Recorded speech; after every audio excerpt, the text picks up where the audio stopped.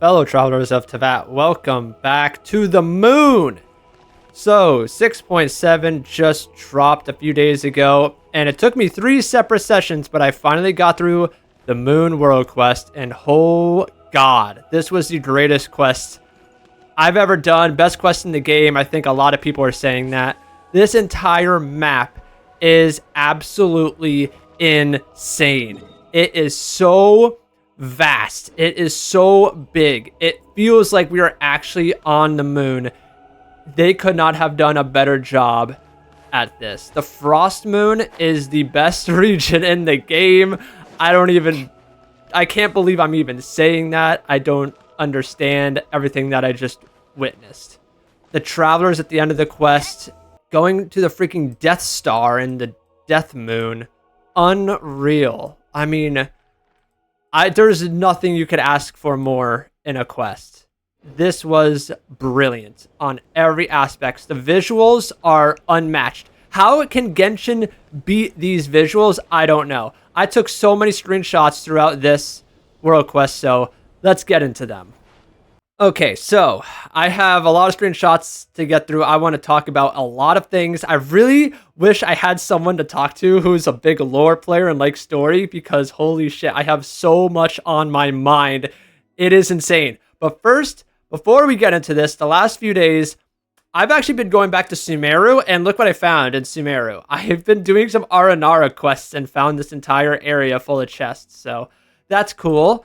Got Sandrone C1 and 2 10 pulls. I still don't believe that. And then Theater. Okay, so yeah, Theater's great. Love Theater. So we start off, this entire quest starts off by us seeing Columbina on a small island outside of Nodcry. We follow her into this unexplored island, and then the gravity is still a little bit different, and we get to move rocks. We go underground, and I mean, the absolute genius of the gravity in this quest. We got to experience like 4 different types of gravity.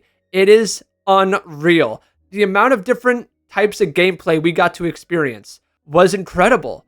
They put in so much time and effort into this quest, and I think this is the reason why we haven't had any new map expansions in the last 2 to 3 patches. They have been working on this and Snezhnaya, and honestly, I'm okay with that, because I just know both of them are going to be unreal and amazing. Well, Snezhnaya is going to be amazing. We already know the moon, the Frost Moon expansion is 10 out of 10. Best area in the game. I mean, I'm already out of breath. I could talk about this all day. I don't want to make this video 2 hours long of just me yapping, because I doubt you people want to listen to that. But yeah, we got to move the rocks. This was our first experience with the anti-gravity, and that was really cool. So we had so many different mechanics. It was so fun. We got to push these little balls into the force area. It's just every new region or area has a different mechanism or a way of exploration. It's just so unique. Every spot in this game is so different, and I love that. So now this is really interesting. We could only go to the Frost Moon, but considering they have all 3 moons here, are we going to be able to go to the other 2 moons in the future? I mean, I'm thinking there's going to be a lot of foreshadowing in this quest for Snezhnaya. I think we're going to be revisiting some of this stuff in a few months, so be prepared for that. It's going to be very interesting. And then we found out Columbina is not really Columbina. It's a fake. It's a Black Kuhenki, and basically that Black Kuhenki was originally from the moon. Columbina found it, brought the Kuhenki back to Teyvat, and now the Kuhenki is trying to get back to the moon. And that's how this whole thing starts, pretty much. So there was a ton of different hide from the detectors, sensors, run away from it. It was so cool, trying to be sneaky. And I mean, I love that they put in these little game modes inside of quests where we actually have to become very stealthy and, you know, hide around the corners, hide behind little boxes, get around the sensors. It's so cool. It really makes you immersed into the story, like we're actually here. And then, I mean, come on, dude. The scale, the absolute scale of everything, the spaceship, the moon, everything feels so big and grandiose compared to our small character. It's wild how big everything is. Oh, so much detail they've had to put into every single map they've made. Ah. And then the cutscene of us going to the moon was absolutely breathtaking. Unbelievable. Like, we can't believe our eyes watching this. This is Genshin. We've been playing this game for almost 6 years, and to see how much it has progressed in terms of animation, storytelling, etc., etc. It's just so satisfying and so beautiful to see. I mean, can you believe this is Teyvat? We are going outside Teyvat into space, going to the moon.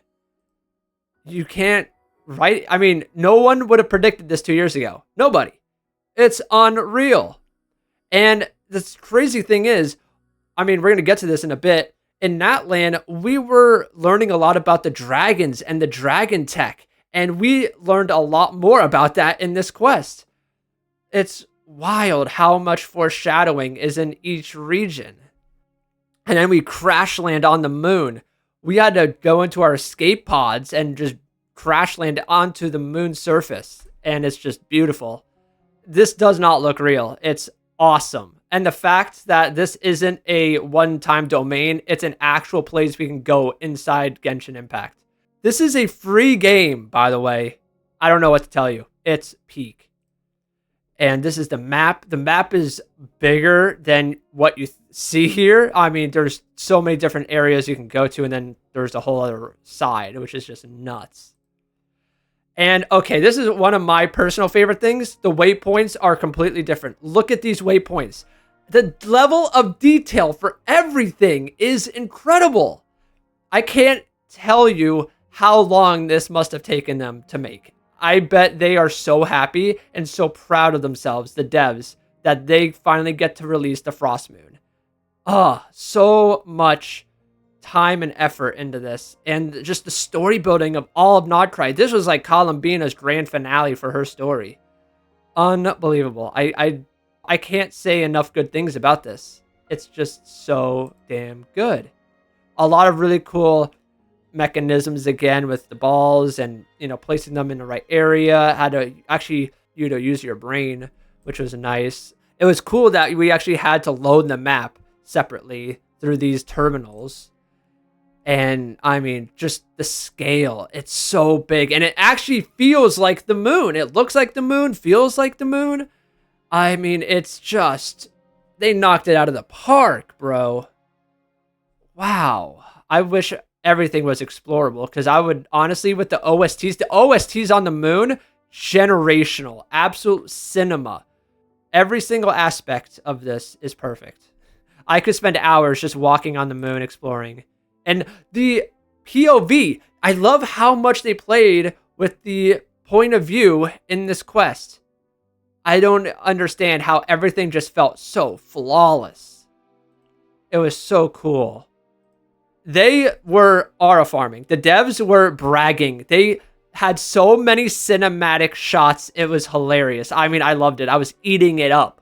But they deserve it. They are proud, and you could tell. And there's so much lore. There is so much story and lore to go through. Nibelung, the Dragon King, things from the past. It's definitely going to come up again in the future. We're not going to have enough time to go through all of it right now, but it's just unreal how much lore was dropped. So much new shit people have to go and make theories of. I have a ton of theories myself. And then this. I mean, yeah, I don't even know what to say. This is one of the best areas in the game. It's like a whole small dome inside the moon. And I guarantee you, if you guys have seen the Snezhnaya map leak, you can see in the top left of the Snezhnaya map, there is a spot like this. It's covered. I think we're going to see this veil that they had projected over this from the moon.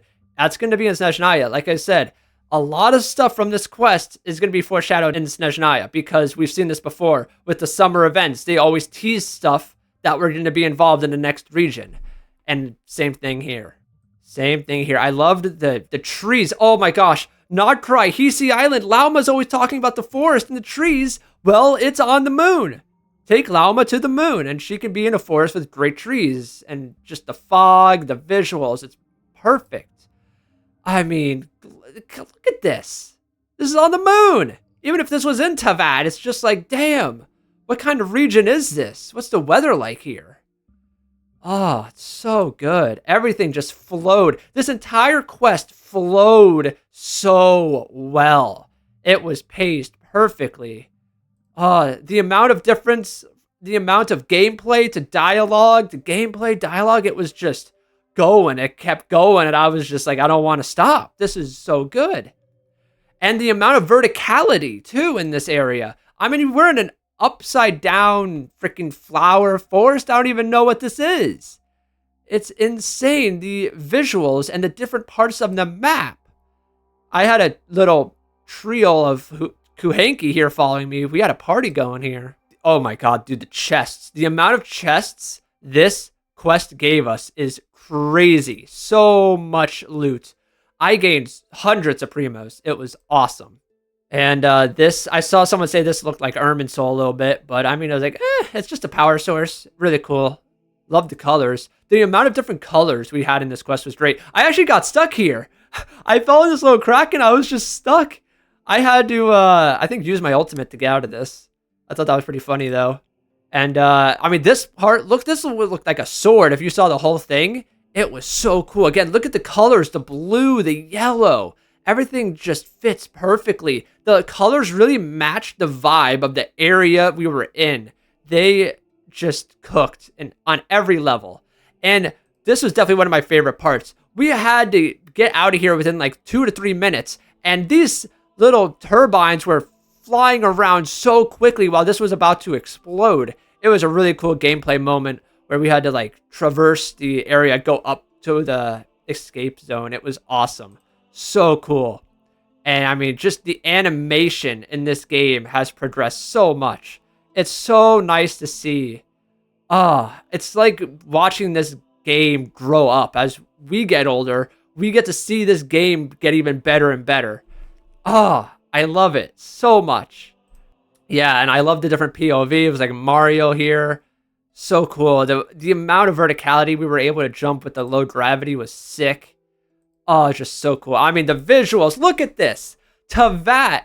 And this just gets me thinking, after Snezhnaya, after Conria and Celestia, what's next? Everyone says Genshin 2, but like, are we going to another planet? Are we going to the opposite side of Teyvat?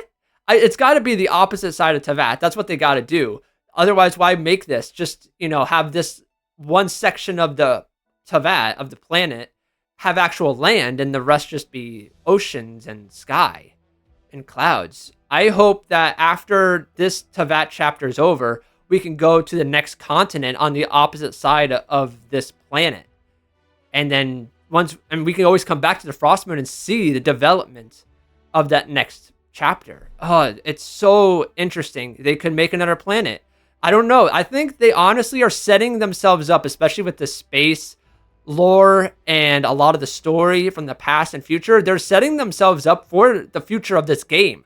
They can realistically go whatever direction they want and it would make sense due to the story right now. Whether we go to the opposite side of this planet or we go to a new planet. I mean, they set themselves up a lot of different directions it can go in, and that's perfect for this game. It's going to be very interesting to see where the story goes in the next few years. But it's going to be one hell of a journey.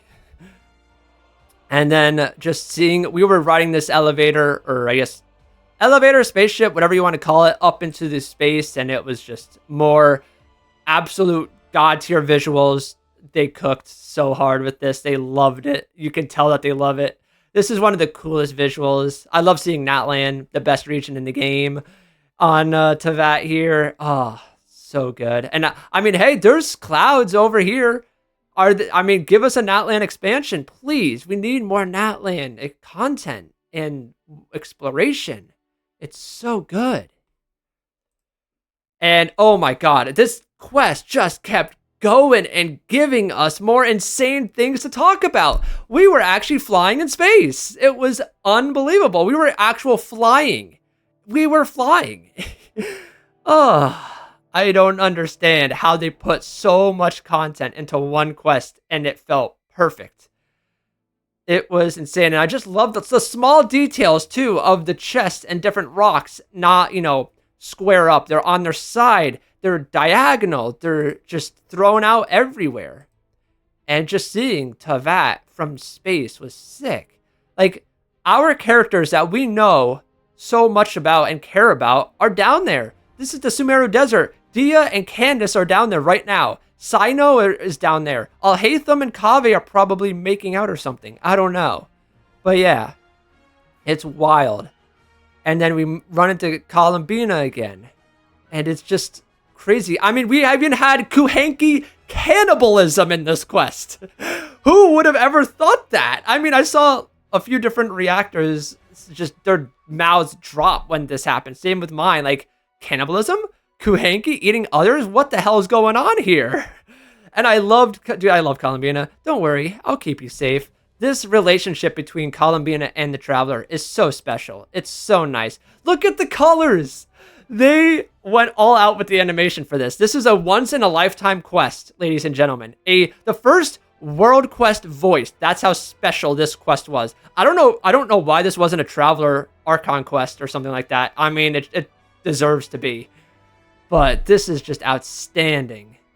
Unreal. And then the jellyfish and the whales that the Kuhenki could make here was crazy. This area was beautiful. Love the coloring. Just the visuals.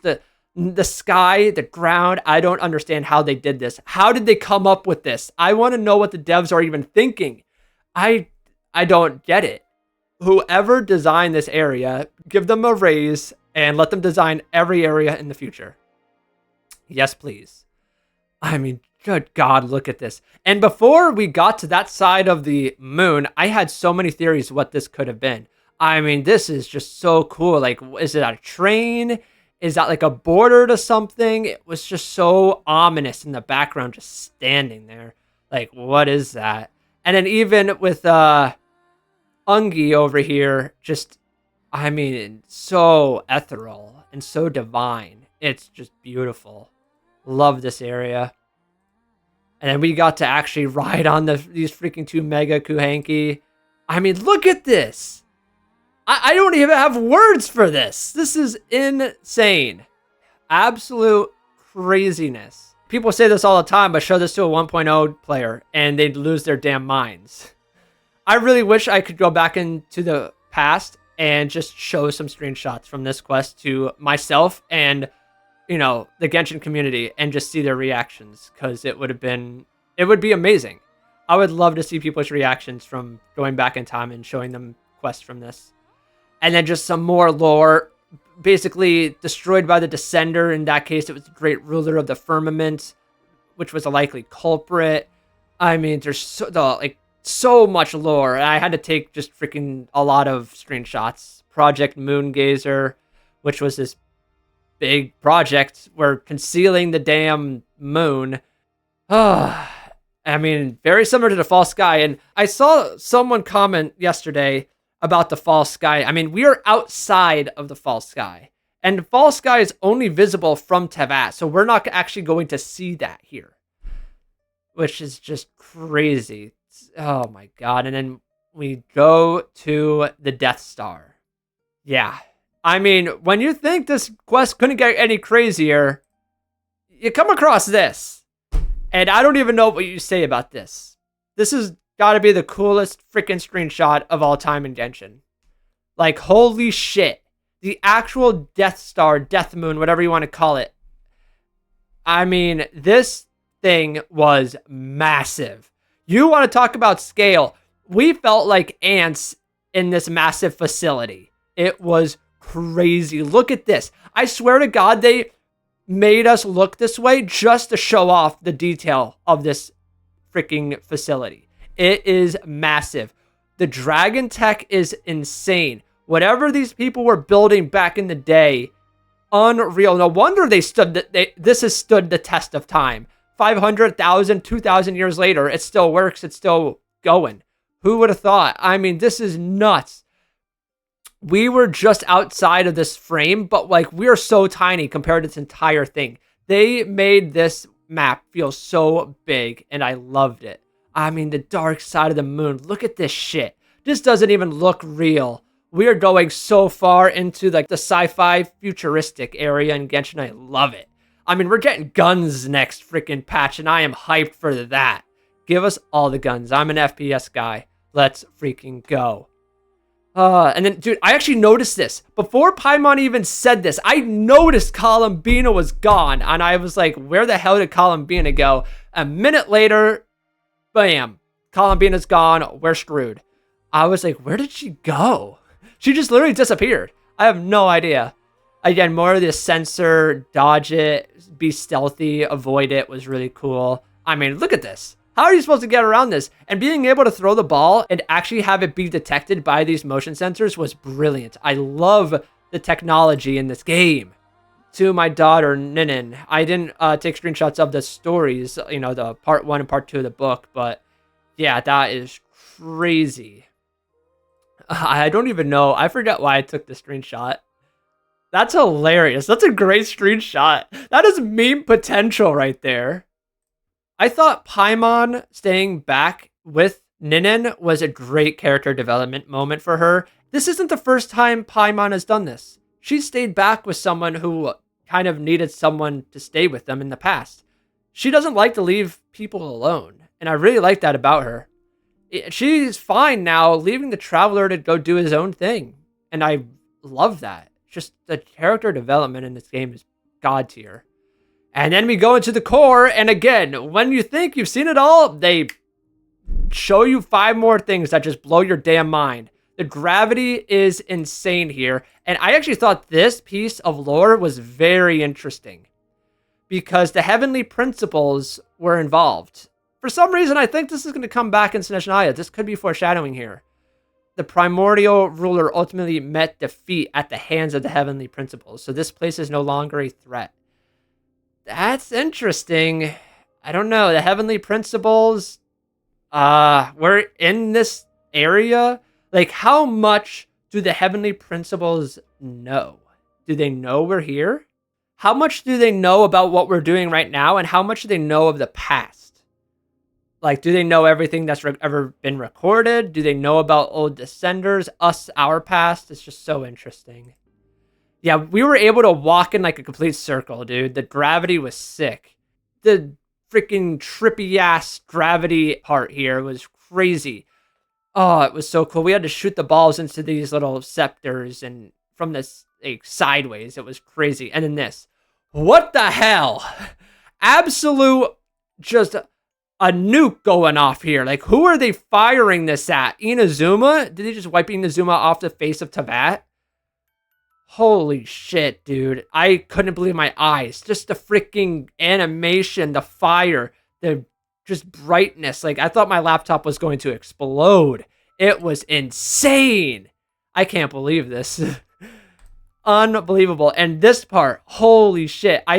Dude, if you guys have ever watched ReZero and know about the memes, Aura Monster, Aether was walking like he was the Aura Monster. Holy crap. Yeah, but no gravity was crazy. We could barely move. It was wild. And we went to the moon's core. And I just love this background. The imagery, dude. This is a perfect wallpaper. Just awesome. We got to learn about Project Moongazer. There was so much lore. I just took a screenshot.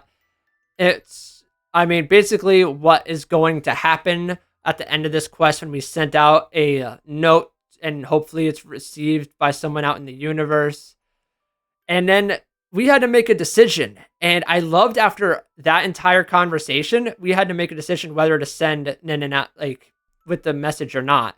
And then they just give us a 5-minute travel back in silence and just get to experience the amazingness that is this map and the Frostman. We got to leave the facility, travel on the unknown area of the moon, and then so you can see Teyvat come into the background, the sun, the craters, and you can see the main area we come into focus here. I mean, holy shit. The devs must be so proud of this. They put so much time and effort. It was very emotional. You felt very immersed in the story. It was absolutely top tier. I'm never going to forget this, that's for sure. There are still multiple parts of this map we haven't even explored yet, so I'm very excited to go do that. This entire weekend has just been me doing this Moon World Quest, and I'm so happy about it because it's the best. Yeah, we could expose Tevat. I mean, there's so much risk, and there could be so much foreshadowing too. Like, what if this message we send out puts Tevat in danger in, let's say, 2 years? I mean, they could come back to this moment for so many different future stories, and I love that. They set themselves up so well for the future. Oh my gosh, it was great. And then here's our decision. And I was like, of course, let's do it. Let's execute it one last time. And we executed Project Moongazer. And the Frost Moon has existed outside the Fall Sky for thousands of years. That's what I just said earlier. Yet even now, there are no traces of abyssal corruption here. And that's true. There's no helichurls. There's no people. It's just mechanisms and robots and, you know, different animals or something. I don't know. But yeah, it's very interesting. This Frost Moon is outside of everything. So it's very on its own. And then this is just me taking a screenshot of the ending of what could possibly happen. Doing this Project Moongaze, sending in and out. And it's just crazy. I mean, Columbina says she's going to shield it as much as possible. At that point, its source will not be so easily traced. Doesn't mean it will be. Like, it won't be traced. It could still be traced. So, could definitely happen. And then, I mean, look at this screenshot. I mean, there are so many good wallpapers to be made from this World Quest. It is just insane. This is just unreal. I love it so much. And then this is awesome. This is also another really good screenshot for a wallpaper right here. Columbina and the Traveler. Everyone was waiting years for Columbina. And damn, she's probably the most important character we've ever gotten in terms of lore. Wow. What a character. And then, game changes right here. Out of nowhere. Aether and Lumine. They received this message. And I think this was back way before anything. Before they made it to Tevat. They received this message thousands, I say thousands, but a very long time ago. Yeah, we're still dealing with some trouble, which is very suspicious, but maybe we'll cross that bridge in another time. And then you see Lumine is still with Aether. Oh my gosh. And that's how you end it. You have the Travelers receiving the message from a long time ago. So it's not like a time thing. This happened in the past, and they're just showing it now. So it was received back then. Will it be received now? We'll see. But it's just... what a quest. Ladies and gentlemen, we witnessed history right here with this quest. And this is on a YouTube video. There are some really good comments here. So who would have thought that Lumine and Aether were the ones to receive the signal from Project Moongazer? That was a theory from some people, and it came out to be true. Dude, the lore just keeps on giving. I don't even know what to say. I just need to talk this out with someone. I haven't been, like, I don't dive way too deep in the lore. I may just know just above surface level. But I really want to get to know more about the lore, that's for sure. I'm so glad they made Tevat rotate as you change the time. Yep. Seeing Tevat actually rotate with the time is one of the coolest things I've ever seen in a game. And that gives me hope that the opposite side of Tevat, where there's nothing, gets filled in future versions. Or for future years, 5-10 years down the line. A lot of people were either shocked and stunned and had chills or cried at the end with the siblings. For me, I had chills. I was like goosebumps all over my body. It was nuts. I could not believe this. I was like, no freaking way. This is nuts. It is crazy. That's how they came to Tevat. That's how our journey started. And we did meet again with Eggy in the future, aka the present, aka this patch. Wow. Just everything converging together. All the storylines is beautiful. And then Columbina said that we'll find our prologue on the moon back in Luna 4. At the time, we just thought she meant the spaceship. The foreshadowing is crazy. That is genuinely insanity. I remember that. And at the end of the Nod Cry Archon quest, the very last part with us on the moon, she did say something about, I don't think she said the prologue, but how we came to Tevat and more about our past. And that also foreshadowed this. This Frost Moon World quest literally tied everything up in terms of Nod Cry, Columbina, etc. Because we had Varka's quest to tie up that part of Varka and his whole squad going back to Mondstadt. And then now this ties up Columbina's part, the main Archon of this region. Unfreaking believable. The Luna patch will never be topped. I don't know how Snezhnaya's patch would top this. I don't know. Yeah, just finished this quest. I cannot believe this is an optional world quest. I don't understand this. This should be permanent, like an Archon quest, a Traveler quest. Yeah, one of the biggest questions we've ever had in Genshin just casually getting answered. I mean, I wouldn't say casually getting answered. This is a pretty big moment and a pretty big world quest, but yeah, it's crazy. This person was sobbing. I mean, we're not the only ones out there. That we're not alone. There is light out there, and sometimes the darkness feels very consuming, but you're not alone. What a freaking world quest, man. So many screenshots I took. There's also a few things I want to go through I have saved. So on Twitter here, look at this. The OST on the moon is insane. There were so many good OSTs. And with the visual, look at this visual. This doesn't look real. How is this Genshin? This doesn't make sense. It feels like you're just being lifted. Like your spirit, you're going to the heavens. It's awesome. So good. And then look at this. I don't know who made this. Obviously, this person probably made it. Look at this. All of the Snezhnaya characters. Oh my god. I want someone to do this for every region. And okay, here's one thing. These 4 or 5 characters right here in the middle. Look at the colors. Look at how vibrant the colors are. That's one thing I want more of in Genshin in terms of the characters is the vibrant colors. You have green, red, yellow, silver and blue, orange and red. Just they pop. And then you have a nice, these color palettes all kind of match each other. They're very similar.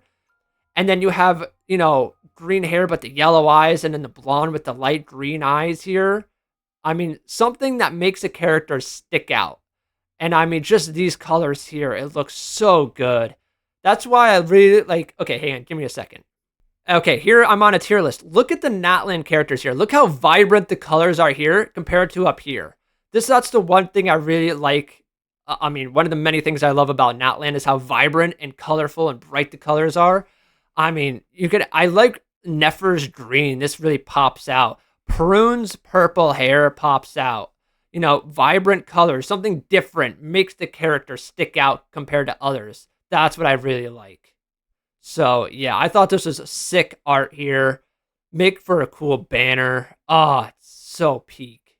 And then the last thing I wanted to talk about, Genshin really knows how to do environmental storytelling. And look at all of these fossils. And they're being related to past dragons or sovereigns, different important characters from the past.